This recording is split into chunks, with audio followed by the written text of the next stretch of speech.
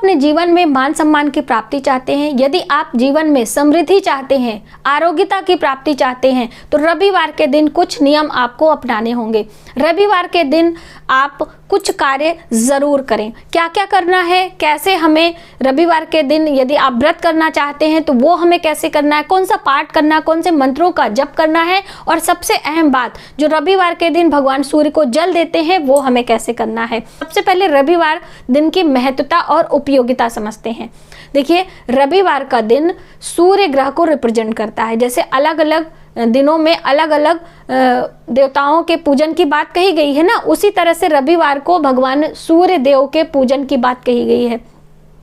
भगवान सूर्य की हम बात कर लें तो सूर्य हमारी आत्मा के कारक हैं। रिश्तों की हम बात करें तो सूर्य हमारे पिता के कारक हैं। तो आप कितना भी पूजा पाठ कर लीजिए, यदि आपके रिश्ते आपके पिता से अच्छे नहीं हैं तो ये सारे काम आपके व्यर्थ हैं। तो इसलिए ये सब करने का सोच रहे हैं तो अपने पिता से संबंध अच्छे रखें, उनकी बातों पर अमल करें, उनके लिए अपने दिल में सम्मान बनाएं पहले, उसके बाद ये सारे कार्य आपको प्रारंभ करने होंगे। हम बात करें भगवान सूर्य की, तो सूर्य प्रत्यक्ष देवता माने जाते हैं, सूर्य ग्रहों के राजा माने जाते हैं। सूर्य पंच देवताओं में एक देवता माने जाते हैं। जैसे पंच देवताओं में सनातन धर्म में पंच देवी देवताओं के पूजन करने की बात कही गई है ना, विष्णु, शिव, दुर्गा और गणेश और ये भगवान सूर्य, ये 5 देवता हैं। पंच महाव्रत बताए गए हैं। पंच महाव्रतों में एक व्रत सूर्य का भी आता है जो कि ये रविवार के दिन पड़ता है। हम बात करें जन्माष्टमी की, शिवरात्रि की, रामनवमी की, एकादशी की और रविवार की, ये 5 महाव्रत बताए गए हैं।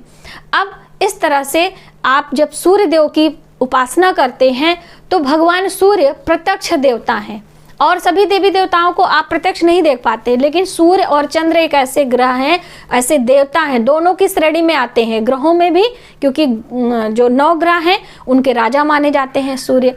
तो आप सूर्य भगवान की आराधना करते हैं तो बहुत थोड़े से प्रयास में ही आपकी कामनाएं पूर्ण हो जाती हैं। ठीक है, तो आप कुछ चीज़ें करना प्रारंभ करें। अब हम जानते हैं कि भगवान सूर्य को हम प्रसन्न कैसे करें, जो कि अलग अलग देवी देवताओं के अलग अलग पूजन आराधन की बात कही गई है ना, अलग अलग तरीके से लोग प्रसन्न होते हैं। तो आप भगवान सूर्य को जल देकर प्रसन्न कर पाएंगे। बिना जल दिए आपकी सूर्य की पूजा अधूरी होती है, तो आपको जल देना है। अब जल देने के लिए बहुत सारे लोग नियम पूछेंगे, विधि पूछेंगे, क्या डालना है, कैसे मंत्र जप करना है, क्या क्या करना है। तो दोस्तों, आपको सभी जानकारी हमारे चैनल पर मिल जाएगी। थोड़ा सा आप समय निकालें और सर्च करें मनीषा त्रिपाठी सूर्य को जल देने की विधि, नियम, फायदे। इस तरह से आप कर लेंगे, आपको सारी वीडियोस मिल जाएंगी। सूर्य भगवान को जल देने का सबसे पहला जो नियम है, उगते हुए सूर्य को हमें जल देना चाहिए। अब सूर्य भगवान जैसे कि गर्मियों में जल्दी उग जाते हैं, जैसे लालिमा लिए हुए उठते हैं, आप पेपर में, गूगल पे कहीं भी सर्च कर सकते हैं। सूर्य को उगने का जो नियम है, आप अलार्म लगा सकते हैं, और स्नान करने के बाद ही जल देना। ऐसा नहीं कि बिना स्नान किए आप उठें, पहले स्नान करें। तांबे का एक लोटा लेना है, शुद्ध साफ जल भरना है, और इसमें अलग अलग चीजें डालने की बात कही गई। देखिए, मान सम्मान की प्राप्ति के लिए अलग चीजें, शत्रुओं पर विजय प्राप्त करने के लिए अलग चीजें, किसी सरकारी नौकरी के प्रयास में है, क्योंकि देखिए जो सूर्य भगवान है वो प्रशासनिक सेवा क्षेत्र में यदि से आप चाहते हैं कि हमारी नौकरी लगे, उसके लिए भी आपको सूर्य की आराधना करनी पड़ेगी। उसके लिए कौन सा पाठ है अभी हम आगे आपको बताने वाले हैं। तो सबसे पहले हम बात करेंगे आरोग्यता के लिए, क्योंकि जब हमारे शरीर स्वस्थ है, हमारा मन स्वस्थ है, तो हर कार्य में हमारा मन लगेगा और हम अच्छे तरीके से उसे कर पाएंगे। जल लेना है और उसमें मिलाना है रोली। ये है रोली, आप देख सकते हैं, आराम से आपको 5 रुपए की मिल जाएगी, आप इसे ले लें। 1 पिंच इसमें आपको डाल लेना है। और जल देने की विधि क्या होगी वो भी आप समझ लीजिए। हाथों में जल का पात्र लेना है, अपने हाथों को ऊपर करना है अपने मस्तक के पास, ये लोटे का जो पीछे वाला हिस्सा है यहाँ से ऐसे करके, और जल की धारा, जो जल की धारा गिरती है ना, बस इसी को आपको निहारना है। डायरेक्टली सन को आपको नहीं देखना है। उस जल से छन के जो सूरज की किरणें हैं आप तक पहुंचेंगी, तो उसका प्रभाव बहुत ही शुभ होता है, सकारात्मक होता है, और आपको उसका परिणाम मिलता है। दोस्तों, कभी आप देखें तो जो ये रंग और तरंगे होती हैं हमारे जीवन में शुभता लाती हैं। तो ये जो 7 रंग होते हैं ना, इंद्रधनुषी रंग जिसे कहते हैं, वो इसमें से दिखाई देते हैं। आप कभी जल दीजिए तो उसमें आप देखिएगा इंद्रधनुषी कलर आपको उस रंग से, पानी से आपको दिखेगा और छन के आपको आती है।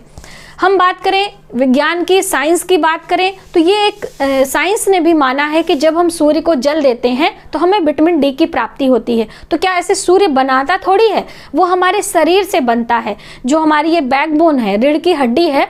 इसीलिए सूर्य भगवान को जल देने में परिक्रमा की बात कही गई है, टर्न हो की, यानी कि घूम घूम के जल देने की। एक बार आपने जल दिया, ओम सूर्याय नमः, घूम जाइए, ओम सूर्याय नमः, घूम जाइए, ओम सूर्याय नमः, ऐसे घूम जाइए। यानी कि 3 बार जल देना, 3 बार घूम घूम के जल देने की बात कही गई है, जिससे हमारे बैकबोन पर सूर्य की किरणें पड़े और उससे जो रिएक्शन होगा, केमिकल रिलीज होगा, उससे विटामिन डी का निर्माण होगा और वो हमारे शरीर के लिए बहुत ही लाभकारी है।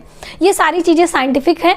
तो मैं सोचती हूँ कि मैं आपको हर तरीके से कन्विंस करूँ कि आप सूर्य को जल देना प्रारंभ करें। आपके जीवन में समृद्धि आएगी, सफलता को आप प्राप्त करेंगे। कोई भी आपका अनचाहा शत्रु, देखिए शत्रु कहीं भी हो सकते हैं, घर परिवार में, पड़ोस में, ऑफिस में, कहीं भी, जो आपको पीछे से पुश करने के लिए एकदम प्रेरित रहते हैं। यदि आपके ऊपर सूर्य की कृपा है ना, तो कोई भी कुछ आपका बिगाड़ नहीं सकता है। आपके चेहरे की आभा, आपका जो कार्य होता है वो चारों ओर सबको दिखाई देता है। तो इसलिए आपको आज से ही सूर्य भगवान को जल देना प्रारंभ करना है। ठीक है। अब दूसरी अहम बात, यदि आप चाहते हैं कि हमें सरकारी क्षेत्र में सफलता मिले, किसी विशेष परीक्षा की तैयारी कर रहे हैं, तो आपको लाल रंग का पुष्प डालना है। लाल रंग का पुष्प जो होता है वो जल में आपको देना है और साथ में मीठा जल आपको देना है। तो देखिए, अब मीठा जल तो आप तांबे में नहीं दे सकते हैं, उसके लिए आपको अलग पात्र लेना है। आप पीतल का ले सकते हैं, क्योंकि जो मीठा होता है, जो दूध होता है, वो तांबे में रिएक्ट करता है, रिएक्शन होता है। आपने पढ़ा होगा साइंस में। तो ये जो तांबे में होता है वो केमिकल रिएक्शन होता है, जिसके कारण उसका परिणाम हमें नहीं मिलता। इसलिए आपको कभी भी तांबे में दूध और मीठा नहीं डालना चाहिए, चाहे आप शिव भगवान की पूजा कर रहे हों और चाहे आप सूर्यदेव की पूजा कर रहे हों। ये चीज़ें भी समझते चलना है आपको। अब इस तरह से आपको लाल रंग का गुड़हल का पुष्प और गुड़ डालकर यदि आप जल देते हैं तो आपको मान सम्मान की प्राप्ति होती है, सरकारी नौकरी में सफलता मिलती है। यदि आप किसी नौकरी की तैयारी कर रहे हैं तो भी आपको लाभ मिलता है, लेकिन साथ ही आपको पाठ भी अभी हम आगे आपको बताने वाले हैं। ये चीज़ें आपके क्लियर हो गई। अब और भी बहुत सारी चीज़ें हैं, अब एक ही वीडियो में हम नहीं बताएंगे, आप मेरे चैनल पर जाएंगे, वहाँ पर आपको मिल जाएगा। भगवान सूर्य का जो 21 नाम है, 11 नाम है, उसको भी आप जप सकते हैं, या फिर ओम आदित्याय नमः, ओम भास्कराय नमः, ओम घृणी सूर्याय नमः, ये 3 हैं, आप आराम से बोल सकते हैं। अब हम जानते हैं कि भगवान सूर्य के निमित्त जो हमें पाठ करने हैं वो कौन सा। पता है, ये जो पाठ मैं आपको बताने जा रही हूँ, ये भगवान श्री राम ने भी किया था। रावण से युद्ध करने से पहले लंका पर विजय प्राप्त करने के लिए भगवान श्री राम ने सूर्य की आराधना की थी, सूर्य की उपासना की थी और इस पाठ को किया था। वहीं पर स्वामी विवेकानंद ने भी इस पाठ को किया था। हम बात करें महात्मा गांधी की, तो उन्होंने भी इस पाठ को किया था। कहने का अर्थ है कि ये पाठ हमें विजय दिलाता है, किसी भी कार्य में सफलता दिलाता है। तो कौन सा वो पाठ है, आप ये देख लीजिए।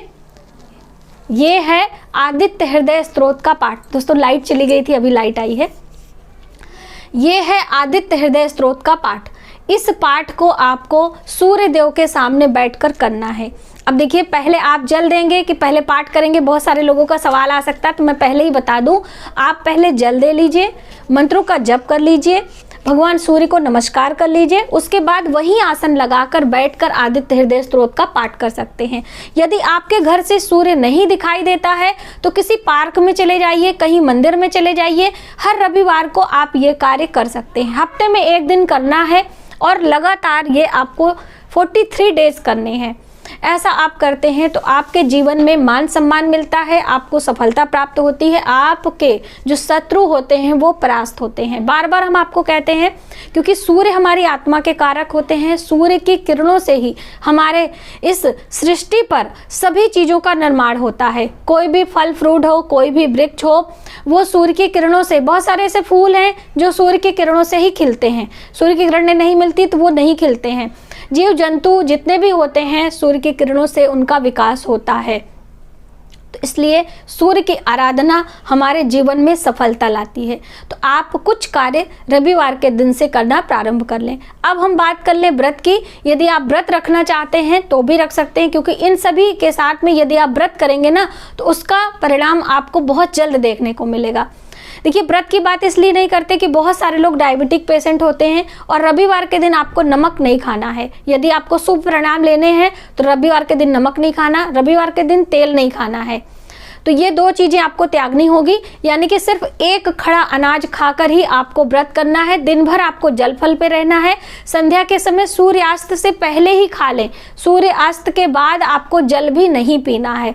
यदि आप इस नियम से सूर्य का व्रत करते हैं, सूर्य की पूजा करते हैं, उनको जल देते हैं, तो निश्चित ही आपकी सभी मनोकामनाएं पूर्ण होती हैं। दोस्तों, सूर्य भगवान का व्रत बहुत ही फलदायी माना गया है, तो आप इसे करें और इसके रिजल्ट को देखें।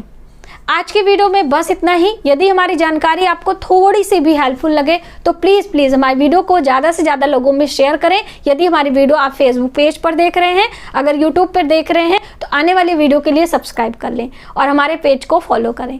मिलते हैं एक नई जानकारी के साथ नए वीडियो में। तब तक आप अपना ख्याल रखें। जय माता दी।